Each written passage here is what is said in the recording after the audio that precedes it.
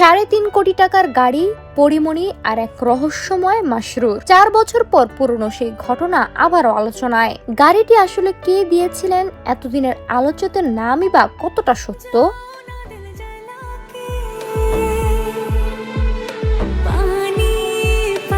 2021 সালে প্রায় 3.5 কোটি টাকার দামের মাসেরাতি গাড়ি দেওয়ার অভিযোগ ঘিরে আলোচনায় আসে মাসরুর আরিফিনের নাম। তখন তিনি ছিলেন সিটি ব্যাংকের তৎকালীন ব্যবস্থাপনা পরিচালক ও প্রধান নির্বাহী কর্মকর্তা। তবে শুরু থেকেই পরিমণিকে গাড়ি দেওয়ার অভিযোগ অস্বীকার করেন তিনি।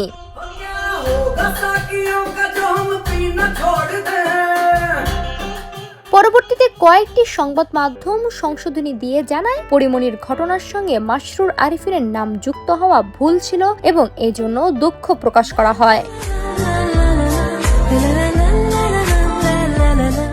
এবার সামাজিক যোগাযোগ মাধ্যমে ছড়িয়ে পড়া বিভিন্ন পোস্ট ও কিছু প্রতিবেদনে দাবি করা হচ্ছে, আলোচিত ব্যক্তি মাসরুর আরিফিন নন। তিনি খন্দকার মাসরুর হোসেন মিতু, সাবেক মন্ত্রী খন্দকার মোশাররফ হোসেনের ছেলে এবং সাইমা ওয়াজেদ পুতুলের সাবেক স্বামী। তবে এই দাবিগুলো স্বাধীনভাবে নিশ্চিত হয়নি।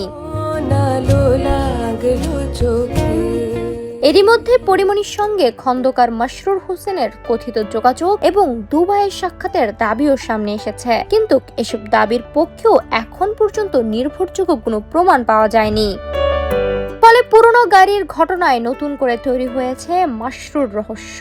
এতদিন যে নাম আলোচনায় ছিল সেটি যদি ভুল হয় তাহলে আসল ব্যক্তিকে, আর পরিমণির সেই 3.5 কোটি টাকার গাড়ি বা দিয়েছিলেন কে?